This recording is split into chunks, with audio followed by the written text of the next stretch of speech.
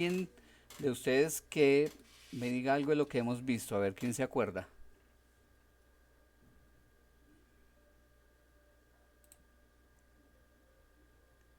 A ver, hermanos. ¿Quién? ¿Nadie? ¿Nadie se anima?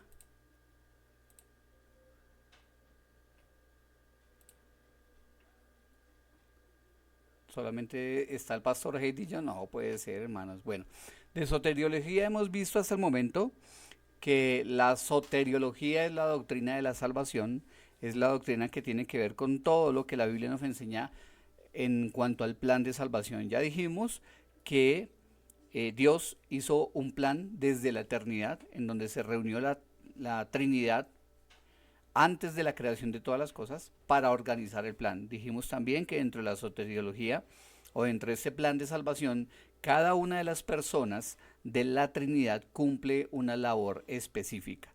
Cada uno de ellos cumple una tarea, un papel. Entonces decíamos que Dios, el Padre, fue el que planeó todo, que Dios fue, que Cristo fue el ejecutor y que el Espíritu Santo, ¿qué era? A ver, si se acuerdan. Los quiero oír. Ahí les dejé fácil, ya les dejé al borde la respuesta. ¿Qué hacía el Espíritu Santo dentro del plan de salvación?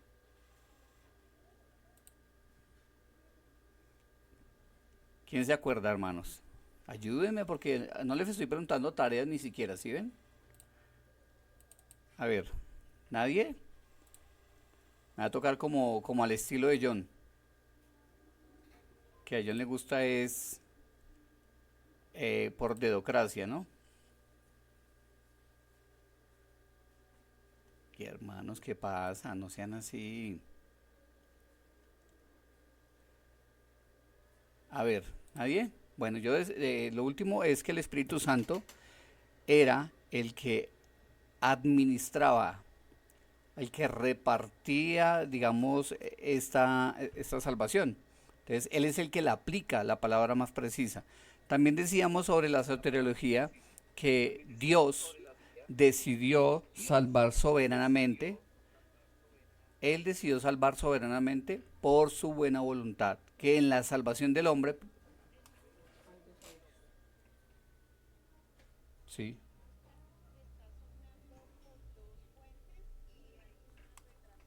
ahí ya,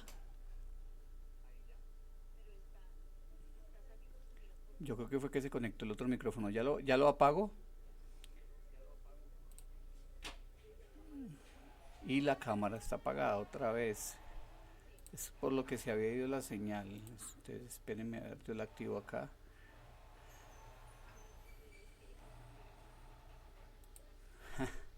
Oiga, pero no le veo aquí la cámara. Bueno, esperemos un momento a ver si prende la cámara.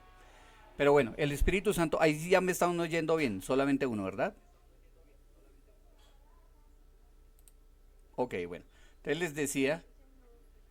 les decía que el Espíritu Santo es el que aplica la salvación. Él es el que hace que la obra de salvación que viene por medio de la fe sea aplicada a todos aquellos que el Señor en ese pacto intertrinitario pues escogieron. También decíamos sobre la soteriología que es algo que proviene de Dios, de la naturaleza y del beneplácito de Dios, que no es una cuestión de mérito, que no es algo que el hombre se merezca, sino que sencillamente Dios dispone en su buena voluntad que el hombre tenga la oportunidad de alcanzar esta salvación. Entonces, eso es lo que concierne a la salvación. ¿Qué más veíamos? A ver, antes de arrancar ya con esta clase.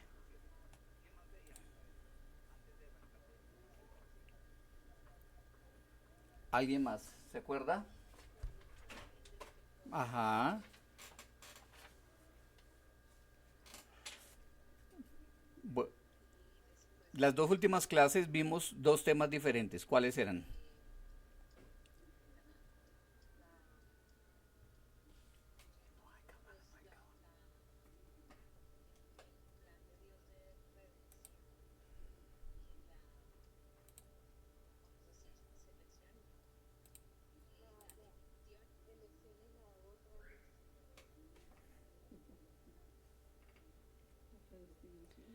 Hablamos de la elección y la reprobación, ¿sí se acuerdan? Eso. Entonces, la elección es cómo Dios escogió de entre todos los que eran pecadores, lo cual es un acto de soberanía y de misericordia, porque sabiendo que todos, por causa de nuestros pecados, estábamos condenados, a pesar de eso, pues Dios decidió ya escoger algunos. Y la reprobación, que es la otra cara de la moneda, decíamos de la reprobación que Dios a algunos, a quienes no escogió y no decidió por su buena voluntad darles esa misericordia, a ellos Dios sencillamente los dejó permanecer en su pecado. A ellos no les dio la gracia que le dio a los demás. Eso, perdón, eso no hace injusto a Dios de ninguna manera. Eso no hace que Dios sea injusto. Lo que pasa es que para muchas personas pensar en que Dios escogió a algunos y rechazó a otros, es decir, que Dios pues no es bueno, que cómo va a hacer preferencia de unos a otros. Pero la verdad es que Dios sencillamente escogió a unos por gracia, pero a los demás le dio la justicia. Esa es la explicación de eso. Bueno, ¿mi cámara se ve? Ah, ¿o todavía nada?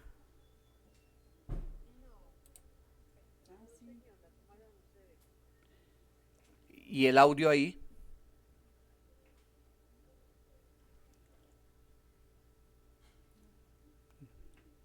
¿No? ¿El audio no?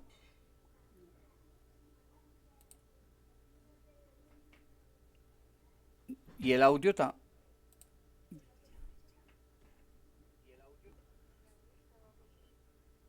Bueno, entonces vamos a iniciar con las diapositivas de hoy. Toca ajustar acá, bueno.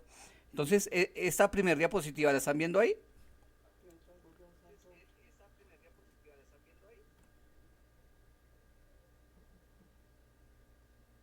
Listo, pastor.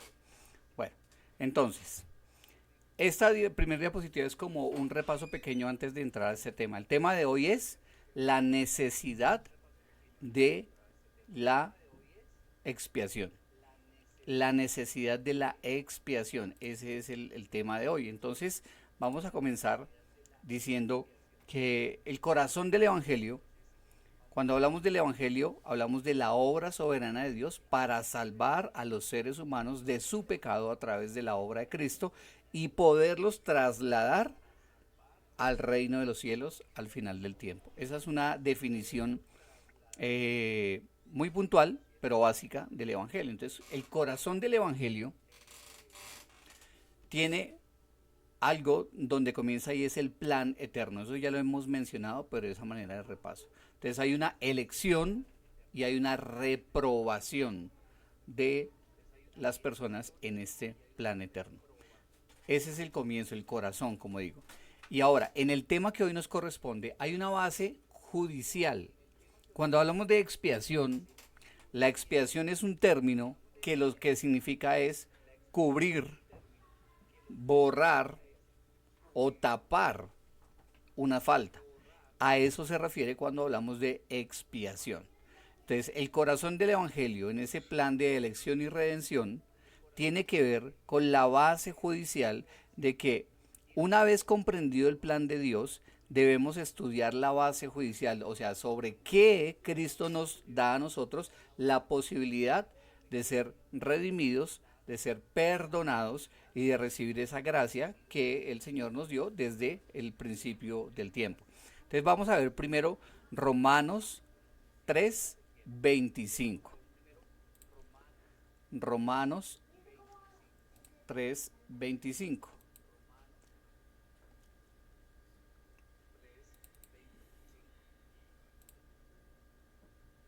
Dice, a quien Dios juzgó como propiciación por medio de la fe en su sangre, para mantener su justicia a causa de haber pasado por alto en su paciencia los a quien Dios puso, que leí, perdón, a quien Dios puso como propiciación por medio de la fe en su sangre para manifestar su justicia a causa de haber pasado por alto en su paciencia los pecados pasados. Entonces, si vemos acá, hermanos, podemos ver que Dios mismo puso como propiciación, y ya vamos a ver qué significa ese término también. Dios mismo colocó como propiciación a Cristo y la colocó para que nosotros pudiéramos recibir el perdón de los pecados. De eso se trata. Entonces, vamos a comenzar por esto. Dios, en el plan de salvación, hace una expiación, por eso es necesaria, para que nosotros pudiéramos recibir el perdón de nuestros pecados. Y a quien colocó para cumplir con ese pago, con esa posibilidad de cubrirnos, es a Cristo. Entonces, este fue el comienzo. Ahora, ¿cuál es el propósito de esto? El propósito es que el esfuerzo humano, la tarea que el hombre tiene de cumplir la ley para poder ganar el favor de Dios, se terminara. Ese era el propósito de esto. Que, como les he explicado, en el Antiguo Testamento la gente vivía en el pacto de obras, en donde Dios había transmitido la ley de Dios, donde Moisés, perdón, había transmitido la ley de Dios, la que él recibió en el monte, para que el hombre la escuchara y para que el hombre tuviera la obligación de cumplirla y de esa manera ganarse el favor de Dios. De eso se trataba el pacto de obras. Porque dice el Antiguo Testamento que si nosotros cumpliésemos la ley, seríamos bendecidos. Sin embargo, pues sabemos que nadie la puede cumplir. Y que la ley, al contrario, como dice Gálatas, la ley es un ayo, un tutor, un guía que nos lleva a Cristo. ¿Qué significa eso? Que la ley nos va a llevar a decir, oiga, yo no puedo, no soy suficiente y necesito a Cristo. Entonces ese es el propósito de esta parte, que la redención, la expiación del ser humano era necesaria, porque el propósito es que el hombre deje de esforzarse, deje de buscar en su propia capacidad el, la gracia de Dios. Ahora miremos, por ejemplo, Romanos 3:20. ¿Qué dice? Ya que por las obras de la ley ningún ser humano será justificado delante de él, porque por medio de la ley es el conocimiento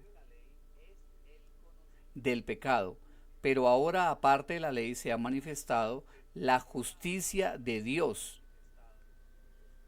testificada por la ley y por los profetas.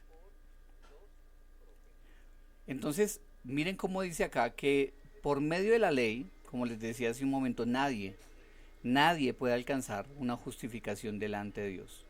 Nadie puede alcanzar esa justificación. Entonces, ¿qué hizo Dios? Hizo el plan de salvación e hizo que el hombre necesitara de esta obra. Por eso la necesidad de la expiación de lo cual estamos hablando hoy. Porque dice que se ha manifestado la justicia de Dios testificada por la ley y por los profetas. Ahora miremos Romanos 3, ahí más adelante, 3, 24 y 25. Dice, siendo justificados gratuitamente por su gracia mediante la redención que es en Cristo Jesús, a quien Dios puso como propiciación por medio de la fe en su sangre, para manifestar su justicia a causa de haber pasado por alto en su paciencia los pecados pasados. Miren que aquí hay algo curioso, hermanos. Les he mencionado varios términos que están en la Biblia, ¿no? Propiciación, expiación, justificación, y aquí hay uno que es, no, aquí fue el de justificación, y propiciación también está acá. Entonces cada uno de esos términos tiene que ver con la expiación, ya los vamos a explicar, pero cada uno cumple una tarea o define algo de lo que nosotros recibimos en la obra de Cristo. No es solamente el perdón de pecados, no es solamente que Dios perdonó y ya, sino que en realidad tiene que ver con varias de las cosas que Cristo hizo por nosotros. Y eso es lo que vamos a ver en un momento. Entonces, ahora, fíjense cómo dice acá que el cristianismo bíblico dice que Dios mismo ha hecho una expiación completa y gratuita.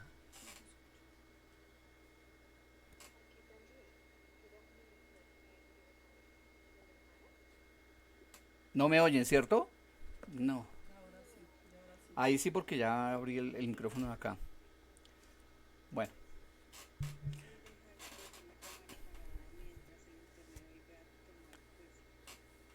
sí, sí, me va a tocar aquí. Es que se cae. No sé por qué, pero bueno. Ah, pero ahí me están oyendo bien, ¿sí? Bueno, hermanos. Voy a seguir en la siguiente diapositiva y no sé qué es lo que... Ah, no, ahora sí se cayó el internet del todo. Bueno, déjenme un momento, ya sé qué es. El cable. Ay, lo voy a quitar de acá. Por ahí. ¿Pero la cámara no se ve? No. Ok. Listo. Entonces, ahora, ¿qué dicen los teólogos frente a esta expiación? ¿Se acuerdan que yo les había dicho en una clase pasada que por qué era necesario que Cristo se hubiera encarnado y que hubiera vivido bajo la ley? Que esto era parte de algo que muchas veces no se habla. Se habla de que Cristo murió en la cruz y que en la cruz, pues Él pagó por nuestros pecados, pero que también la vida terrenal de Cristo tenía un propósito. Entonces miren lo que decían los teólogos. Hay una parte que dice que hay una necesidad hipotética. ¿Qué quiere decir eso? La necesidad hipotética es que Dios hubiera podido haber salvado de otra manera, que Dios por su libertad soberana podría haber elegido otro medio, aunque decretó salvar mediante la sangre de Cristo. No hay una proposición de que, oiga, ¿por qué otro medio? ¿De qué manera hubiera podido salvar?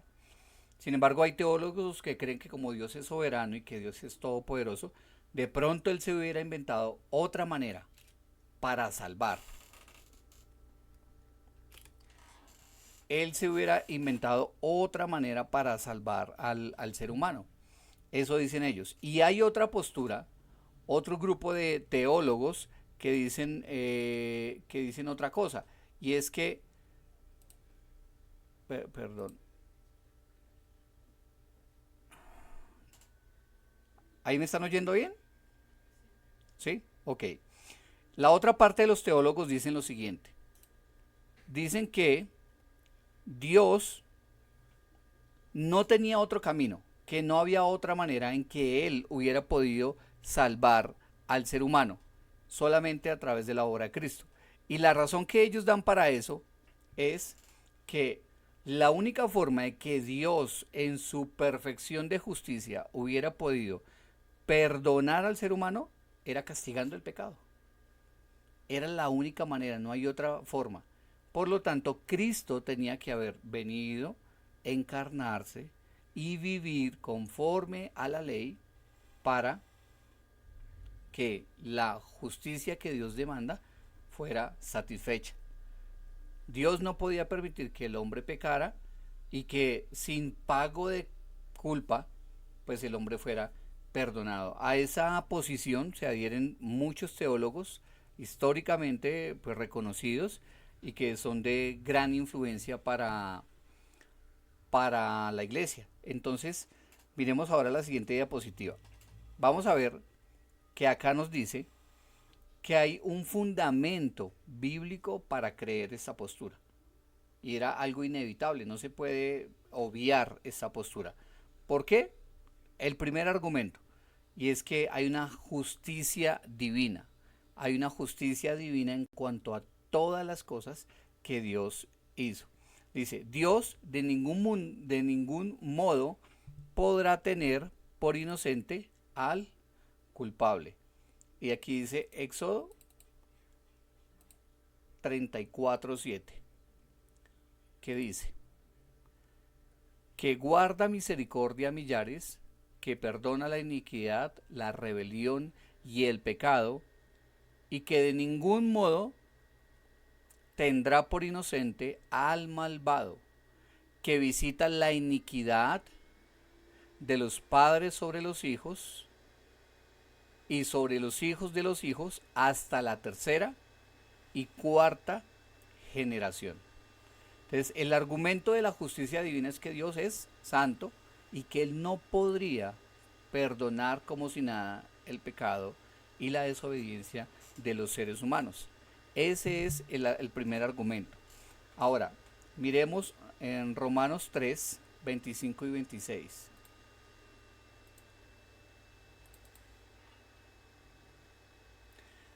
A quien Dios puso como propiciación por medio de la fe en su sangre, para manifestar su justicia a causa de haber pasado por alto en su paciencia los pecados pasados. Eso dice el 25. Y el 26 nos dice, esperen un momento, tengo acá.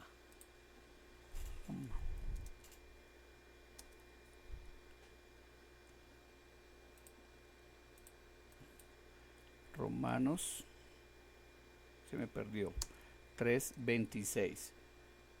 Dice acá, con la mira de manifestar en este tiempo su justicia, a fin de que Él sea el justo y el que justifica, que es al que es de la fe de Jesús. Entonces, este argumento de la justicia divina tiene que ver con que Dios primero, Él es perfecto y es santo y no podría tener por justo al que peca. Pero también habla de que Él mismo, que es el que juzga, Él mismo es el que justifica.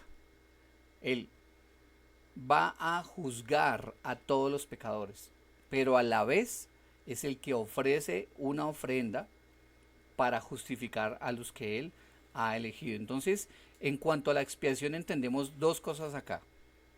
Que Él no deja de ser santo y va a juzgar, pero también queda una opción, una salida para todos aquellos que están en desobediencia, que están apartados de Dios, que están bajo la condenación y bajo la ira de Dios, como dice la palabra. Ahora, lo segundo, hay una ley de sangre. La expiación desde el Antiguo Testamento demandaba una ley de sangre. Eso era algo que Dios ya había estipulado desde el Antiguo Testamento. ¿Ustedes sí se acuerdan que había una ley que demandaba la sangre, el derramamiento de sangre? ¿Alguna vez han leído eso de pronto en el Antiguo Testamento? Miremoslo en el Nuevo, pero que está haciendo una referencia al Antiguo. Hebreos 9:22. Dice, y casi todo es purificado según la ley, con sangre, y sin derramamiento de sangre no se hace remisión de pecados. Casi todo es ¿qué, hermanos? ¿Los oigo? Purificado con sangre, hermanos, exactamente. Entonces fíjense que lo que aquí nos está diciendo es que desde el Antiguo Testamento la única manera en que el hombre podía ser justificado era a través del derramamiento de sangre.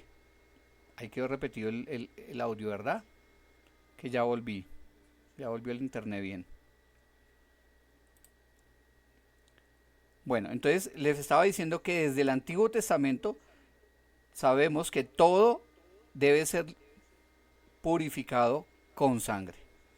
No hay otra manera. Dios estipuló una manera para que nosotros pudiéramos ser perdonados.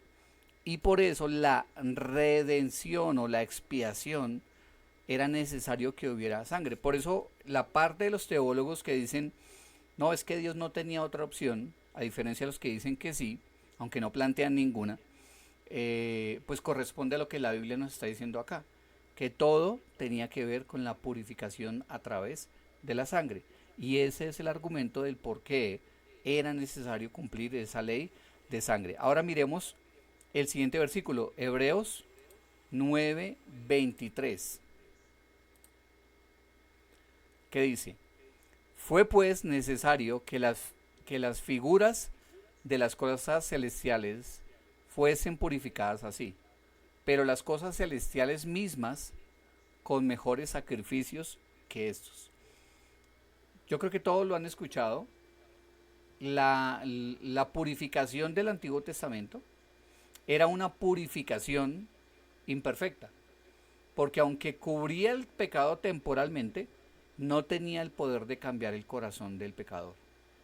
Pero en este nuevo pacto dice que las cosas celestiales mismas son con mejores sacrificios que las de la ley. Recuerden que en el versículo 22 estaba hablando de la ley, de que todo en la ley se purificaba con sangre. Pero ahora en el 23 nos habla de que hay unas cosas celestiales que son mejores. La necesidad que nosotros tenemos en cuanto a la salvación, de que haya esa expiación, es que si no tuviéramos la expiación que proviene de la obra de Cristo, seguiríamos todavía envueltos en una cadena continua de traer ofrendas, sacrificar animales, volver a pedir perdón. Y el problema de eso es que nunca el corazón iba a ser cambiado. En cambio la Biblia sí nos dice, desde el Antiguo Testamento nos dice que nosotros recibiríamos al Espíritu Santo y Él cambiaría el corazón y colocaría en nosotros la capacidad de obedecer los mandamientos de Dios. Esa es la diferencia y esa es la mejora en cuanto al pacto que hace el Nuevo Testamento o la obra de Cristo. Miremos ahora aquí en este está, en la ley de sangre dice Hebreos 10:4. Porque la sangre de los toros y de los machos cabríos no puede quitar los pecados, lo que les acaba de decir. La necesidad de nuestra expiación a través de Cristo es porque si no tuviéramos a Cristo como obra perfecta, estaríamos nosotros sujetos a una repetición de ofrendas, buscando alcanzar la gracia de Dios, buscando que Dios tuviera misericordia, pero eso sería temporal. Volveríamos a pecar, volveríamos a fallar. Por eso es que nosotros necesitamos la obra de Cristo en nuestras vidas. Esa es la razón del por qué necesitamos la obra de Cristo en nuestros corazones y en nuestras vidas. Ahora, el último argumento, la perfección del sacrificio, dice ahí. Si la salvación fuera posible por la ley, Cristo habría muerto en vano. Si la salvación fuera posible por la ley, Cristo habría muerto en vano. Y ahora miremos entonces Gálatas 2:21. ¿Qué dice? No desechó la gracia de Dios, pues si por la ley fuese la justicia, entonces por demás murió Cristo. La necesidad que tenemos nosotros en la expiación se debe a que nadie se puede justificar por las obras. Ninguna persona puede justificarse delante de Dios. Y si alguien pudiera, pues Cristo murió en vano, como dice el versículo. Ya Cristo, ¿para qué? ¿Para qué la obra de Cristo? ¿Para qué las cosas que Cristo ganó en la cruz? Por eso nosotros seguimos necesitando la expiación que Cristo hace por nosotros. Ahora miremos acá. La anatomía de la sustitución penal. Recuerden algo. Cuando el hombre peca, el hombre quebranta una ley. Y al volverse quebrantador de la ley, entra como en un proceso judicial, en donde van a haber evidencias y en donde va a haber como una comisión de juzgamiento, digámoslo así, un tribunal. Y eso implica que tiene que haber una sanción penal. La sanción penal para el hombre va a ser pues la condenación de su pecado. Pero aquí entra lo que es la expiación, y es que Cristo lo primero que hace es que toma la culpa de nuestras obras, la culpa de nuestros pecados. Él se hace responsable por nuestras obras y Él recibe la imputación de cargos que era en contra de nosotros.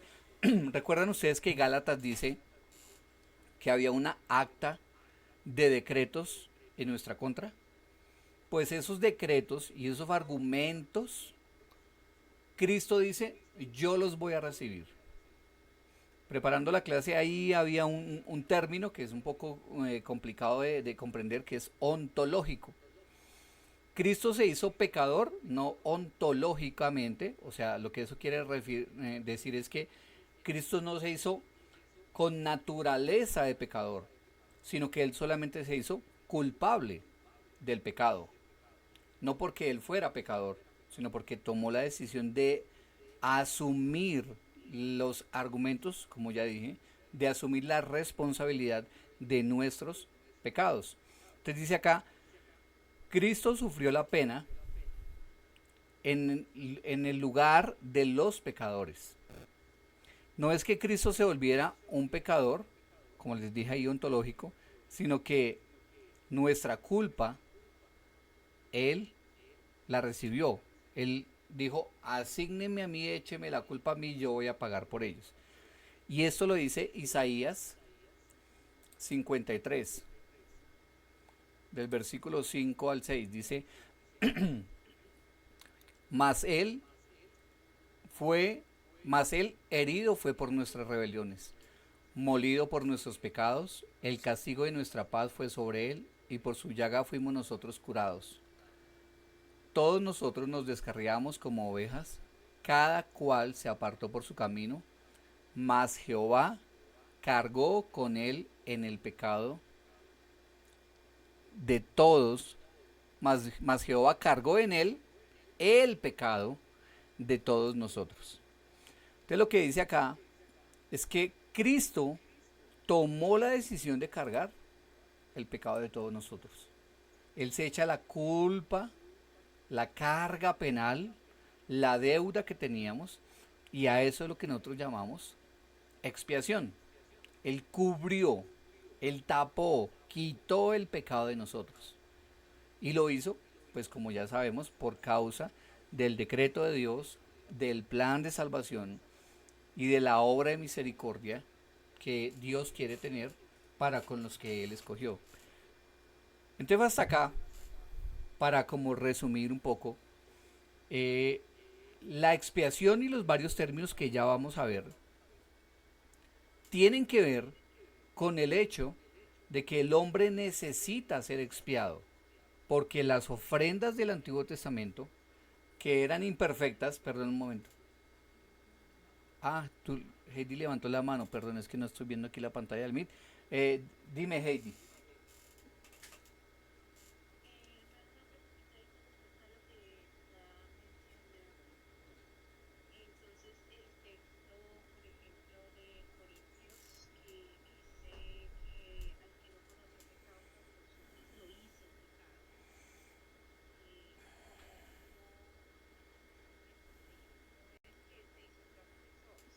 Ujú. Exactamente. Sí, lo hizo en el sentido de que él asumió la carga y la responsabilidad de nuestros pecados para pagar por ellos, pero no que él se hubiera hecho pecador. ¿Por qué no tiene, no podría tener esa implicación de que él se hizo de naturaleza pecadora? Pues primero porque es Dios, ¿sí? Exacto. Él es Dios y algo curioso que hay varios eh, pastores o autodenominados pastores más bien, que haría mejor, que en esta parte de la encarnación cometen un error grande de interpretación, y es que ellos dicen que Dios, cuando se encarna, o sea, Cristo cuando se encarna y muere en la cruz, Él dejó de ser Dios en el momento en el que es castigado por el pecado, y por eso fue que Él murió. Pero si Cristo en el momento de la cruz dejara de ser Dios para poder pagar por el pecado, pues eso va en contra de la misma naturaleza de Dios, porque Dios no puede morir y porque Dios no puede ser pecado, uniéndolo a tu pregunta o a la respuesta de esa pregunta. Y es que Cristo no dejó de ser Dios, al contrario, yo les voy a explicar la necesidad de que Él fuera el único la importancia de que Él fuera el único que podía pagar por esto. Entonces, Él no deja de ser Dios y Él no puede ser pecador. Él no se vuelve pecador, y no es que Dios lo tuvo como... hay otro texto, creo que es Isaías, que dice que fue contado entre los pecadores, como si fuera de ellos, mas no con la naturaleza de pecador, porque eso hubiera pues invalidado la obra misma de Él de redención, porque Él tenía que ser perfecto para poder ofrecer una perfección a cambio de nuestras culpas.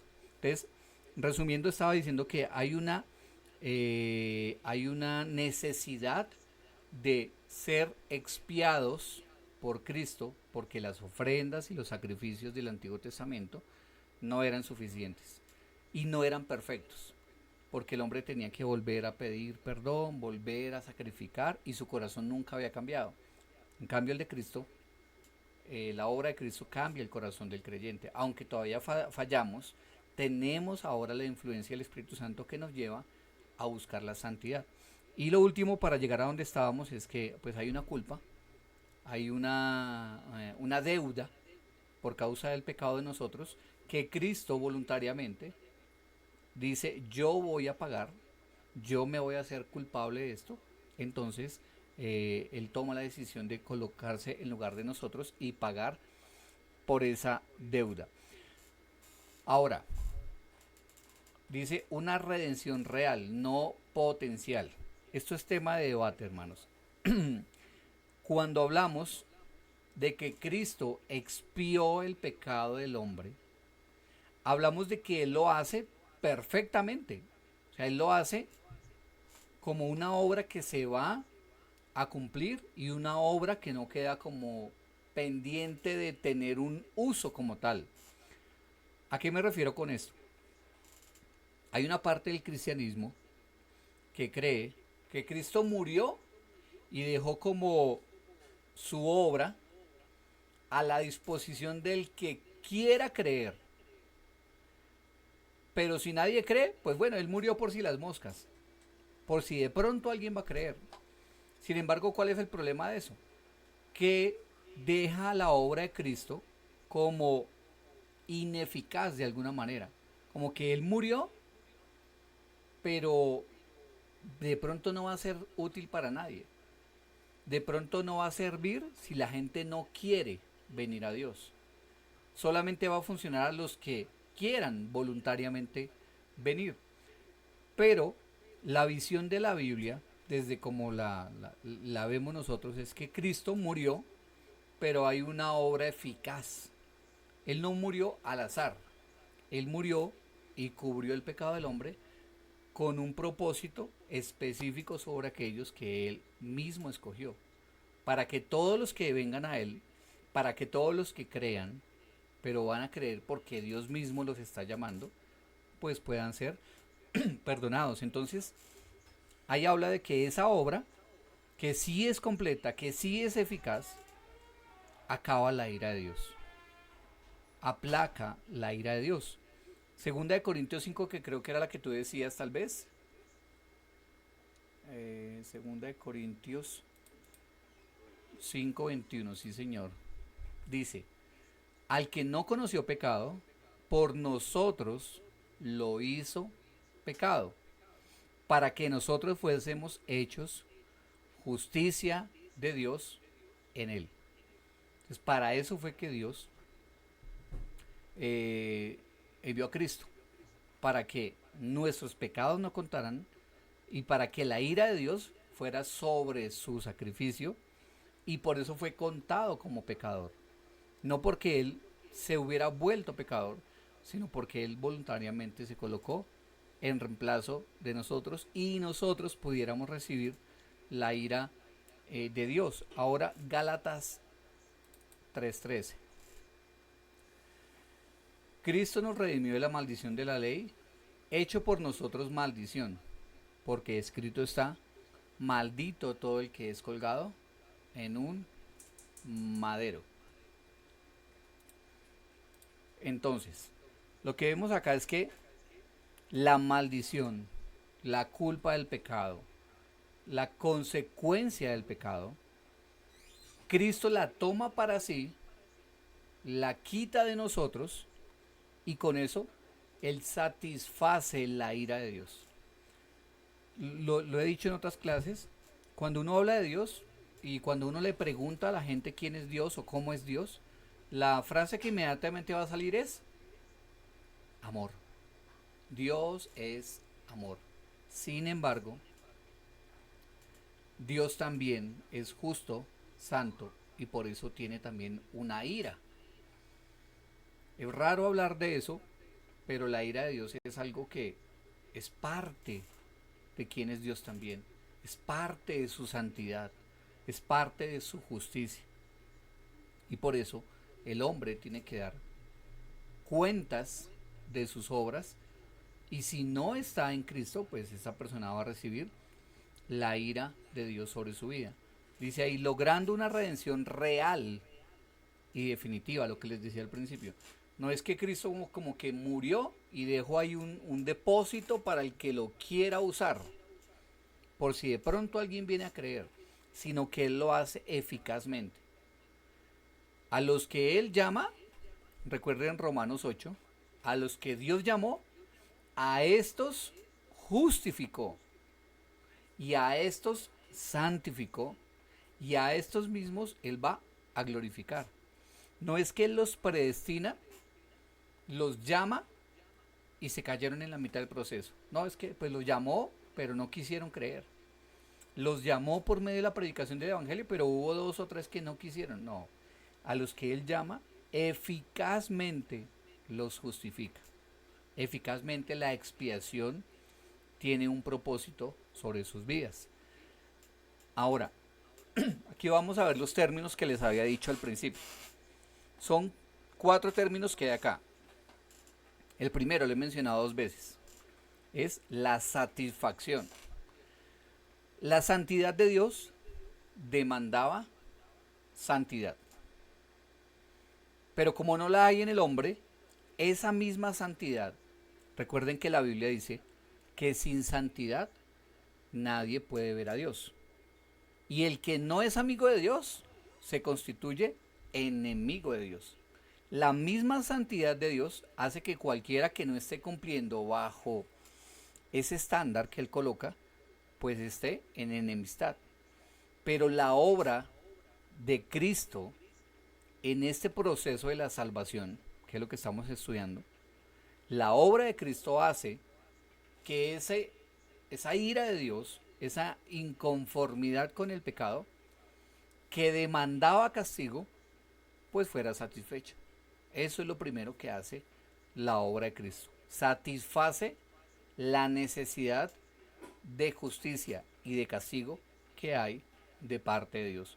No porque Dios sea un Dios enojado, bravo, que a todo momento anda tirando las cosas y mirando mal, sino que el quebrantamiento de sus leyes y su propia santidad demandan un juicio en contra de los que rompen estas demandas. Pero la obra de Cristo lo primero que hace es que satisface, trae paz en la relación del hombre con Dios. Lo segundo es la propiciación. ¿Qué es la propiciación? Dice que es el aplacamiento de la ira de Dios mediante un sacrificio que carga con ello. Entonces, Dios en sí mismo demanda santidad. Cuando no la hay, pues está insatisfecho, pongámoslo así. Pero aparte de estar insatisfecho, la relación del hombre con Dios se rompió. ¿Se acuerdan la historia cuando Cristo muere y desde el Antiguo Testamento que entre el lugar santo y el Santísimo había un velo? Y ese velo era para separar el acceso de los hombres a la presencia misma de Dios. Cuando el hombre peca, la comunión de Dios con el hombre se rompió la relación. El hombre ya no podía tener relación directamente con Dios. Por eso desde el Antiguo Testamento se instituyeron sacerdotes que se presentaban por el pueblo. Dios ya no iba a escuchar a nadie más, solamente a sus sacerdotes. Y esto genera una división. Dice la Biblia que se colocó un muro entre Dios y los hombres. Pero la obra de Cristo, aparte de satisfacer la incomodidad de Dios con el pecado, nos hace propicios, o sea, nos acerca a Dios. El enojo y la fractura de la relación fueron restaurados a través de la obra de Cristo. Romanos 3:25. Dice el 25. A quien puso por a quien Dios puso como propiciación por medio de la fe en su sangre, para manifestar su justicia a causa de haber pasado por alto en su paciencia los pecados pasados. Esa última parte, cuando dice los pecados pasados que tenían a Dios dividido el hombre, son arreglados, son propiciados, son restaurados o restauran la relación de el hombre con Dios. Entonces lo segundo que hace es que trae propiciación. Ahora miremos Primera de Juan 2:2. Y Él es la propiciación por nuestros pecados. Y no solamente por los nuestros, sino también por los de todo el mundo. Y este versículo tiene una expresión que da lugar al debate que les mencionaba hace un rato, que les decía que una parte del cristianismo pues entiende de una manera diferente la obra de Cristo. Y es que cuando el versículo dice, sino también por los de todo el mundo, los que piensan de ese lado dicen, ah, mire, ahí dice, Cristo murió por todo el mundo. Cristo murió por todos los seres humanos, por todas las personas que estaban en el mundo. Entonces, ahí está. Pero el problema de eso es que la palabra mundo dentro de la Biblia tiene varias interpretaciones. Cuando uno dice mundo, y yo ya lo había dicho la vez pasada tal vez o hace 15 días, cuando uno dice por ejemplo, uy, el domingo vino todo el mundo a la iglesia, todos los seres humanos vinieron a la iglesia, no, es una expresión para denotar que vino mucha gente. Pero también se puede utilizar para hablar cuando uno de pronto dice, vendrán personas de todo el mundo, pues vendrán de muchas partes, de pronto de todo el mundo, pero no todas las del mundo, sino algunas de todo el mundo. A eso es lo que se refiere. A eso es lo que se refiere cuando lo expresa de esa manera. Entonces lo que dice acá Primera de Juan es que Él es la propiciación, está hablando Juan, de nosotros, pero también de nosotros los judíos, ¿no? Recuerden que inicialmente la promesa era para los judíos. Pero también Juan dice, de nosotros los judíos, pero también de todas las personas del mundo que crean y que sean llamados por Dios.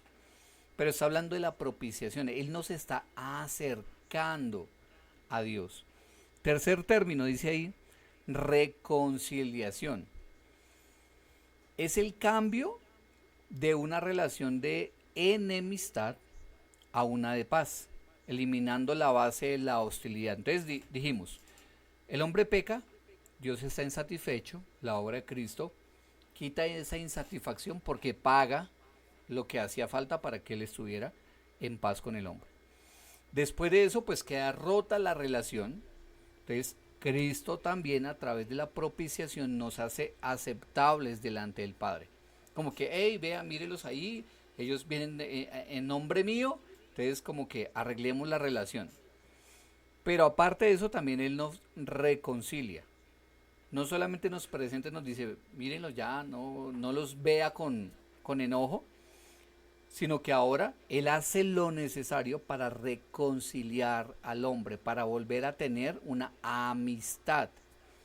Porque una cosa es cuando de pronto alguien tiene una pelea con alguien y uno dice, bueno, listo, dejemos así.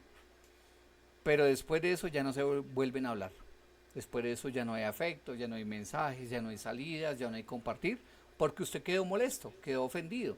A pesar de que dijo, sí, está bien, arreglemos las cosas, pero en su corazón usted no tiene la capacidad de volver a convivir con esa persona. De hecho, la reconciliación que aquí menciona tiene que ver con algo que la Biblia dice, que es que Él nos adoptó como hijos.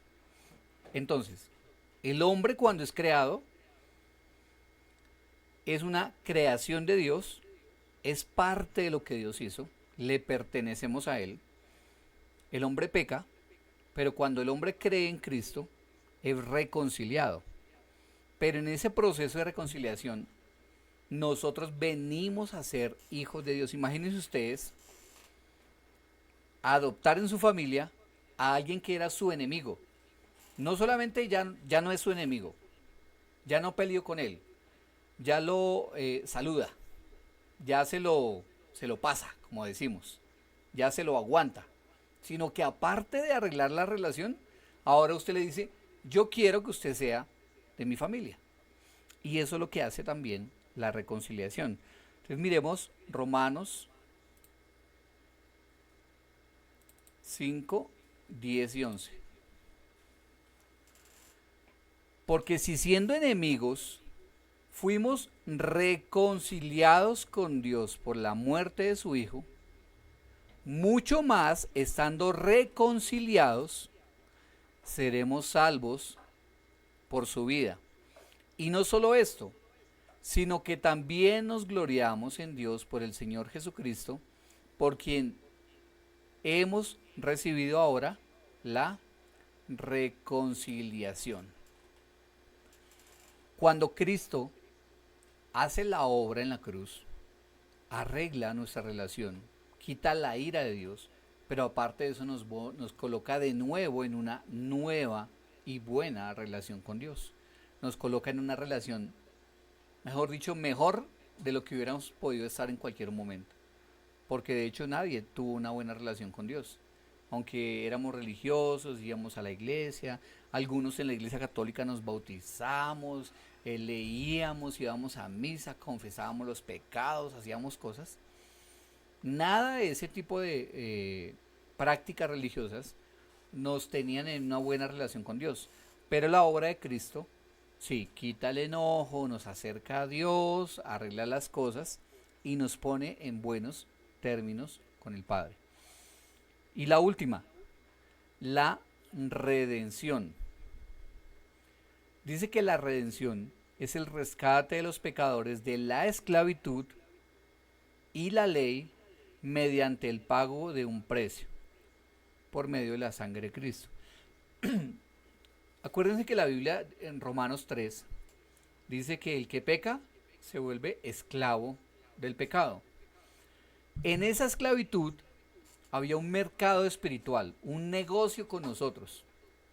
Éramos esclavos en oferta, a la venta. ¿Qué pecado se quiere enseñorear del hombre? La mentira. La mentira tomaba control del hombre, se volvía mentira. ¿Qué otro pecado quiere controlar al hombre? La inmoralidad sexual.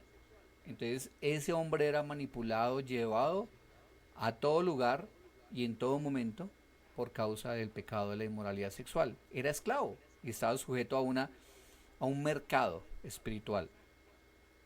Pero la redención, que es otra característica de la expiación de Cristo, hace que los pecadores que estaban en esclavitud salgan de ese mercado, le pertenezcan a Él y ya no estén en oferta. ya no estén a la venta, a ver qué tipo de pecado lo quiere feriar, gobernar, destruir, sino que ahora, mediante el pago del precio que es a través de la sangre de Cristo, pues el hombre ya no peca más. Y entonces aquí tenemos a Mateo 20:28. Como el Hijo del Hombre no vino para ser servido, sino para servir y para dar su vida en rescate por muchos. Entonces dice acá que Cristo vino para servir, pero vino para rescatarnos del pecado. Y miren que hay un versículo que a mí me gusta mucho, que es un versículo que está en Mateo, creo que es 1:18 tal vez, que dice que Cristo se encarnó para librarnos del pecado. No vino para nada más. El propósito de Cristo con nuestras vidas es ese, que seamos libres del pecado, que seamos libres de nuestras obras pecaminosas. Y el propósito de que Cristo se encarnara es solamente ese, nada más. Entonces, fijémonos que cuando hablamos de la expiación, que es la clase de hoy, hablamos de que Dios hace una obra perfecta porque la necesitábamos. Las obras del Antiguo Testamento, los sacrificios, no nos podrían liberar. Y mucho menos reconciliar, hacernos partícipes de la familia de Dios y sacarnos de la esclavitud y del mercado espiritual en el que andábamos. Porque el hombre traía ofrendas, traía animales, los sacrificaba, pero seguía esclavo del pecado. Seguía todavía bajo la influencia del pecado, bajo la influencia de todas las cosas. Esa es la razón del por qué nosotros pues necesitamos de esta expiación, de esta obra perfecta de Cristo. Ahora, vamos a hablar del ejecutor de esa expiación, que es Cristo. Recuerden ustedes que la Biblia habla de Cristo diciendo que Él es el postrer Adán. Dice acá, la expiación se resume en la obra vicaria de Cristo. Es necesario distinguir dos aspectos inseparables de esta obediencia. O sea, la obediencia a la obra de Cristo tiene dos aspectos. Estos dos aspectos cumplen tareas diferentes y son estos que vamos a ver acá, que se llaman el doble remedio para la doble deuda. Entonces, la primera característica de la obediencia a Cristo es que Él tuvo una obediencia pasiva. Y esto se refiere a los sufrimientos y muerte de Cristo. Mediante estos pagó la pena del pecado y obtuvo perdón de culpa. La obediencia pasiva, en palabras sencillas, es que Él estuvo dispuesto a obedecer abnegadamente. La Biblia dice que Él voluntariamente pone su vida, que nadie lo obliga, sino que Él la pone y Él también la puede quitar. Pero aunque tenía la capacidad de quitarlo, en esa obediencia pasiva estuvo dispuesto a pagar por nosotros. Esa es la obediencia pasiva. Y la obediencia activa se refiere a la vida de Cristo bajo la ley, cumpliendo todos los preceptos positivos en lugar de su pueblo. Lo que esto significa es que Cristo vino y Él cumplió todo porque sabía que era parte de su propósito. Él obedeció activamente porque sabía que esa obediencia a la ley era la única forma de darnos a nosotros redención. Y aquí está Romanos 5:19. Porque así como por la desobediencia de un hombre los muchos fueron constituidos pecadores, así también por la obediencia de uno los muchos serán constituidos justos. O sea que la obediencia de Cristo tenía un propósito, era volvernos a nosotros justos. No de que no hubiéramos pecado, sino justos porque ahora ya no tenemos en contra de nosotros un señalamiento de quebrantadores de la ley, sino que él fue obediente activamente, se sujetó a toda la ley y se volvió aquel que nos representa. Esa es la obediencia activa. Y Gálatas 4:4, que es el último texto.